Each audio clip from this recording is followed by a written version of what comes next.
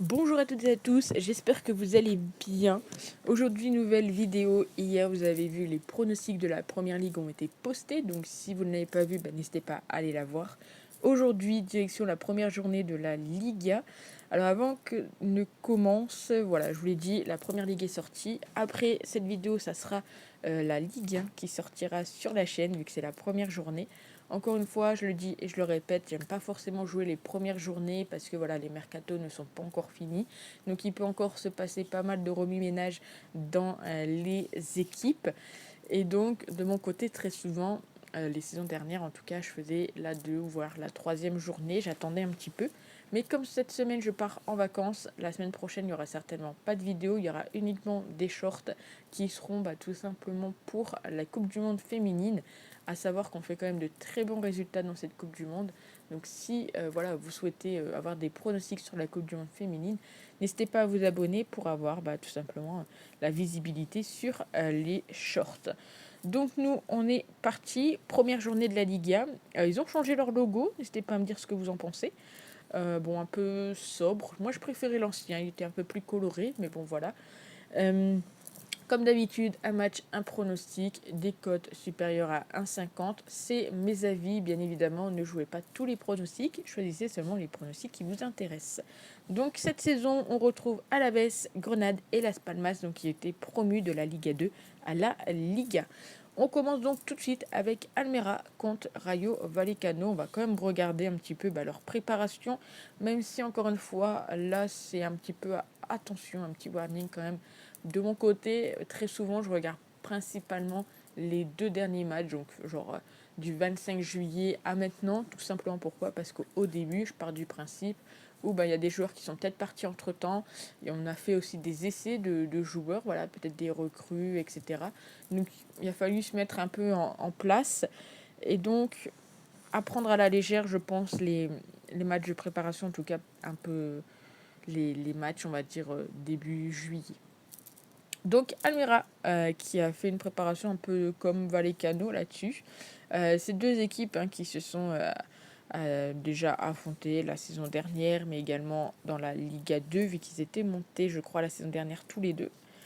Euh, de mon côté, je vois bien un match avec pas forcément beaucoup de buts. Alors, Rayo Vallecano a quand même voilà, 10 victoires sur 17 matchs contre Almera.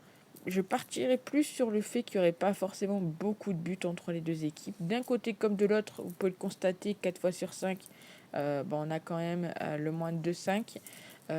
Et puis que lorsque les deux équipes s'affrontent sur les 10 derniers matchs, 8 fois c'est passé. Donc pourquoi pas le tenter, le moins de 2,5 buts, c'est coté à 1,78. On passe au deuxième match, Séville contre Valence. Donc si je dis pas de bêtises, Séville, voilà, un peu en moins bonne forme que cette équipe de Valence. Après, lorsque les deux équipes s'affrontent, on a quand même pas mal d'informations qui nous viennent, qui nous tapent à l'œil. Le moins de 2,5 et le fait que Séville marque le premier but. Et j'ai envie de me dire, étant donné que c'est quand même Séville à domicile, le fait que Séville marque le premier but ne serait pas forcément très étonnant. Donc on va partir tout simplement là-dessus. Et on a en plus une belle petite cote à 1,66. On enchaîne avec Real Sociedad contre Girone.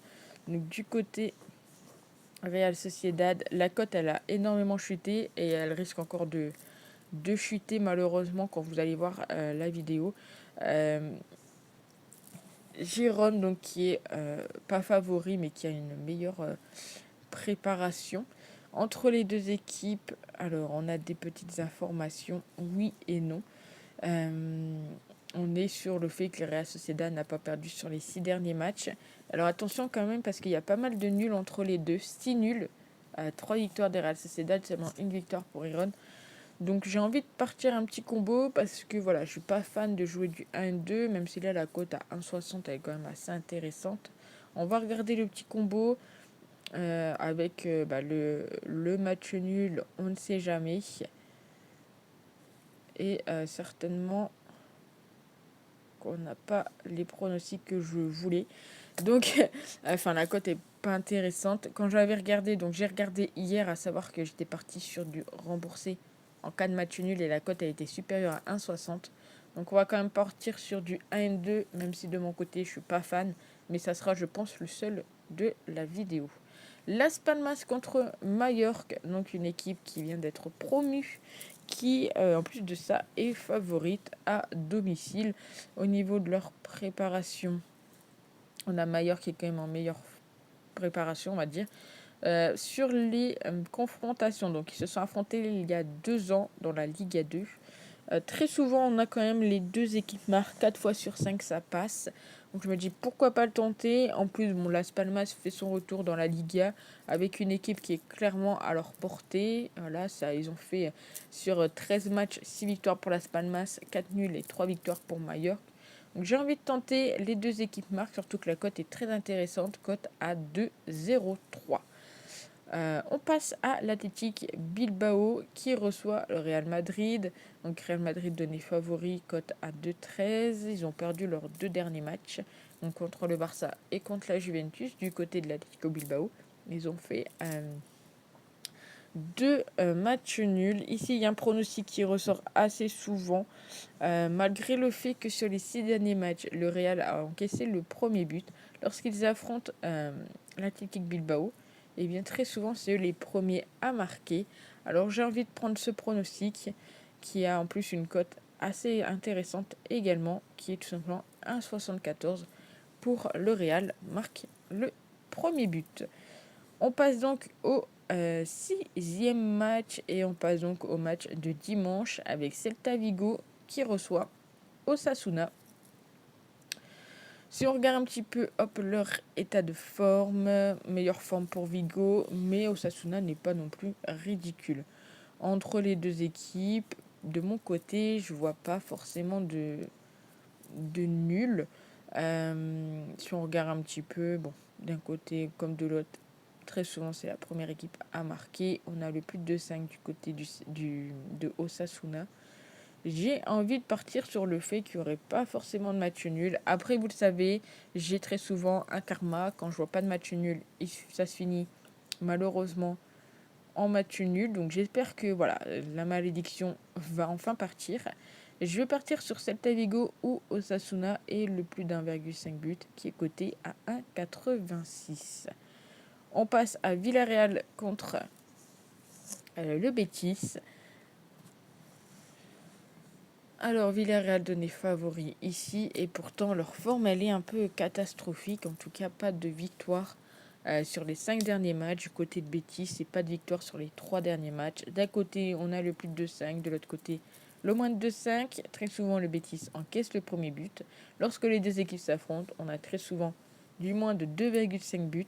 Et j'ai envie de me dire, étant donné qu'ils ne sont pas forcément en très grande forme, eh bien on va partir là-dessus sur tout simplement le moins de 2,5 buts qui est coté à 2,02. On passe au match de Retafe contre le FC Barcelone. Barcelone est donné favori ici.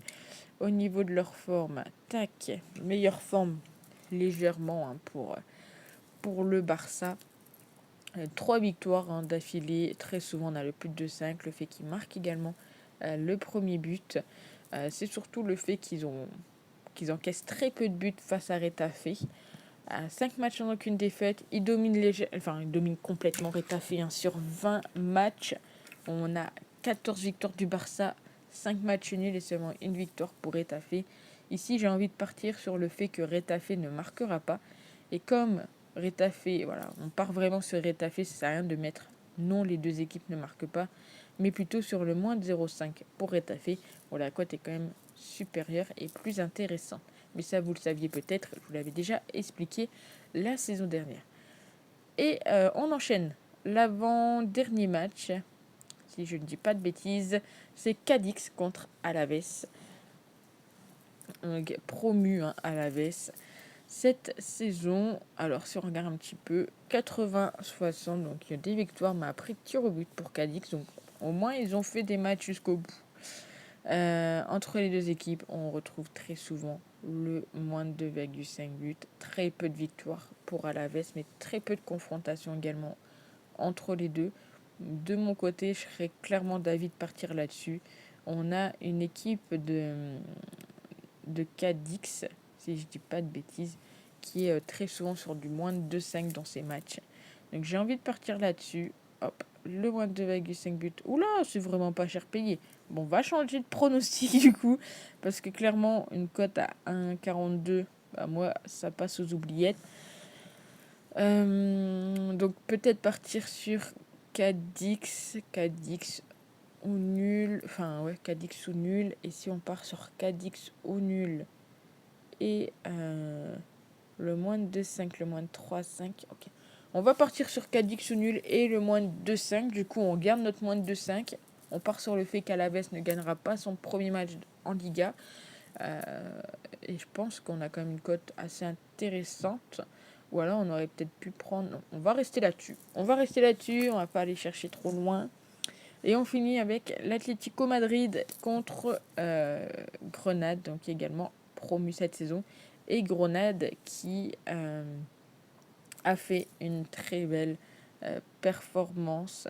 Et je dis n'importe quoi, ils étaient déjà là l'année dernière. Non, ils n'étaient pas là l'année dernière, c'est bon. J'ai bien dit, Grenade, donc, qui était promu. Ils ont gagné leur match. Après, contre l'Atlético, ils ont un peu de difficulté tout de même. Donc d'un côté, on a une équipe de l'Atlético qui est sur des matchs à plus de 2,5. De l'autre côté, on a Grenade avec le moins de 2,5. Donc je pense que Grenade pourrait embêter l'équipe un peu de l'Atlético. Très souvent, l'Atlético marque son premier but contre Grenade. Bon là, clairement, la cote, ça va être un peu à oublier parce qu'elle va être très basse. Si on part sur le combo, l'Atlético et l'Atlético marquent le premier but, on est sur du 1,40. Après, pourquoi pas tenter les deux équipes marques, c'est coté à 17 pardon. Et je pense honnêtement que Grenade, voilà, s'ils continuent leur performance, ils peuvent peut-être, voilà, ça peut peut-être finir en 2-1, mais je vois bien quand même un petit but de Grenade. Donc pourquoi pas partir là-dessus. C'est coté à 1,97. Donc voilà pour les pronostics de la Ligue 1. N'hésitez pas à me dire ce que vous en pensez dans les commentaires, à vous abonner si cela n'est pas déjà fait pour suivre là, les autres pronostics et les shorts de la Coupe du Monde féminine. Et puis ben, nous, on se retrouve très vite pour les pronostics de la Ligue 1. Ciao.